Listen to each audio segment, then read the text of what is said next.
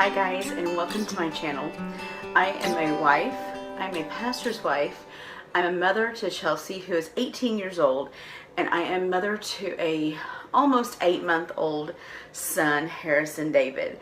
And it has been quite a journey these last 7, almost 8 months, and I kind of wanted to do a video for some of you about some of my favorites. These are my must-have items. These are things that me and my husband talked about, and we said we could not have done this without these items. I know I like to watch these kind of videos, so I'm hoping that you enjoy it as well. If you're new to my channel, please subscribe so you get videos like this. I am going to start doing more videos like this. This is a sleep lamb. It's very small, as you can tell. I have a bigger one that I haven't used as much, but when he was small, this fit beside him really well. And it actually has a loop, Velcro loop, that you can attach it to something, but usually we didn't. It has a sound box that is not in it right now, but it looks like this, but it actually goes in the back of the lamb. And it has 4 different settings. I believe they're not marked, but one of them is like a whale sound along with the ocean, and that's the one that he really liked. It has a timer.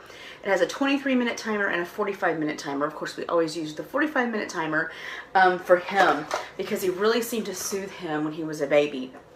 We used this every single night. If we were putting him to sleep, this got turned on and it got put beside him. We have noticed the last couple of months that during the night we have to keep turning it on, keep hitting the button to refresh it. So I did order a sound machine. He is asleep right now with it, so I can't show you, but I'll insert the link that I got it off Amazon. I'll insert the link below.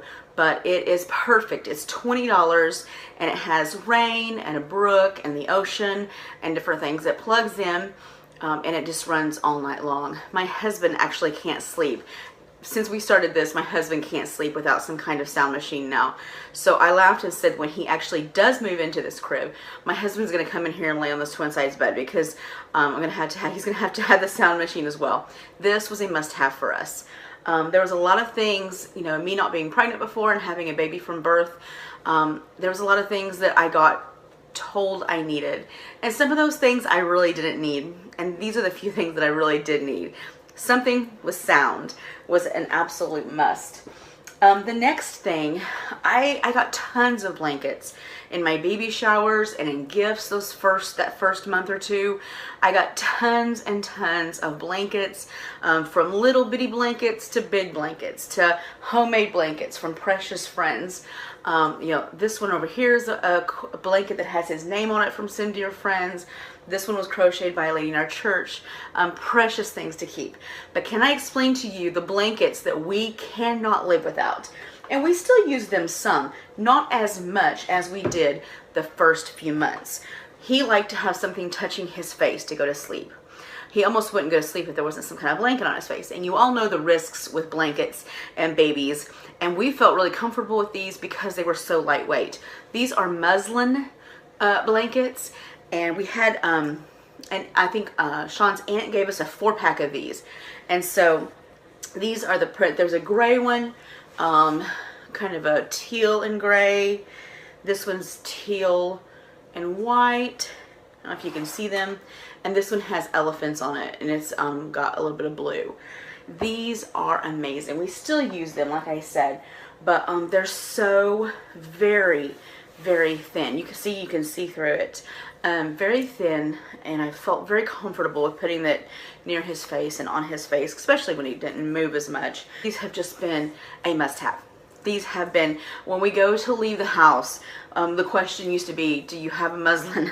Is there a muslin in his bag? Because he would need that to go to sleep.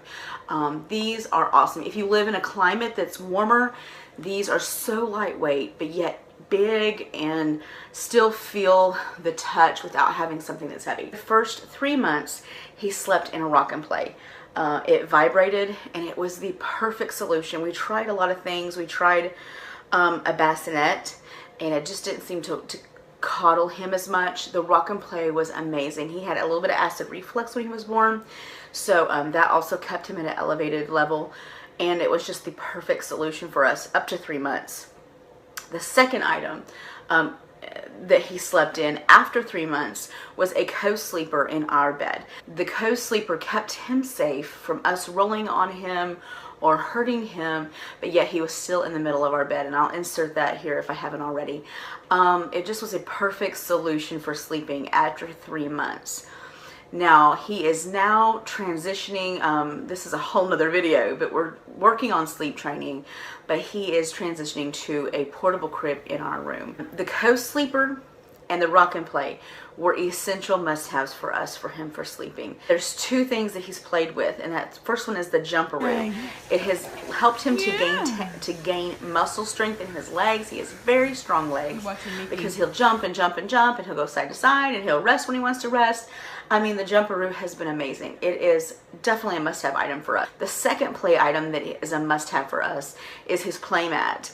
And his play mat is a place that he has learned to roll over because he lays on his back. He plays with the toys and the lights and the sound, and he's been able to become mobile by laying in his play mat and playing. So those are the two toy items that he has just had to have, that we would not do without as well. The other thing that we really feel like that we could not have done without, and this is going to sound horrible, I know this is so controversial, but electronic stimulation. Okay, I will admit that we have done a little too much of it. The TV, the iPad, the phones. He is addicted to Mickey Mouse. He's always been addicted. Since 2 months old, he started, it was the only show that I caught him really paying attention to. And through the last, 6 months, 5 months, 6 months, it has been his go-to. I have tried to wean him down to where it's really only used as a necessity when he really is just too fussy, or we're in the car and he's in a very uncomfortable situation. I bring him in the morning and I play with him in here now. I've really tried to kind of change our pattern when it comes to that. But we really feel like we've had to have it. We really feel like for us, that's been a must-have, is some kind of electronic stimulation. If you can do without it, obviously do. It's not the best thing for your child, but for us it was a must-have. We had to have that, especially in the car. He does not like the car seat, and we try to keep him occupied, but when he can't handle it no more, Mickey Mouse on the iPad does it. The last thing I would say has been a necessity for us and a must-have is my diaper warmer. He came from home from the hospital, and I put those cold wipes on his butt and realized how shocking it was to that infant, that newborn baby. And I immediately ordered off of Amazon Prime, and I'll list it below the link, a diaper warmer. It plugs in and it stays plugged in. Let me show you what it looks like. It's the Munchkin one. You guys have probably seen this. It's a very common one. You can actually light this push this, and it'll kind of warm it up even more. But the wipes go in here, which I'm out of. I have to buy those today at the store, and then the wipes just come through here, and it just hooks up. You can actually even unhook it if I'm needing to move somewhere and change his diaper. I unhook it, and then hook it right back up, and then it's plugged in behind here. But this has been an essential for us, especially when he was a newborn, because when he was a newborn, those cold wipes on his butt was awful. It doesn't bother him so much, I feel like, now, but I still use it, because who wants that shocker? Actually, this is one more thing that we have that, I have loved. Sometimes you're changing a messy diaper and you can't get to the sink quick enough to wash your hands, and you still have to get your diaper back on him and get his clothes back on him. So this is something I bought early on, and I have used it. It lasts a long time. I have a big refill bottle I've never even opened, like I said, and he's almost 8 months old. But it's the Baby Ganix alcohol-free hand sanitizer. It's a foam hand sanitizer, and I just leave this next to my changing station, so that if I run into a problem where I really need a little bit of sanitizer on my hands before I can get to the bathroom to wash them good with soap, then I can do that. Well, I hope you have enjoyed this video. I hope that it's helped you. Maybe you're a new mom, maybe you're just kind of trying to decide, what it is that you need.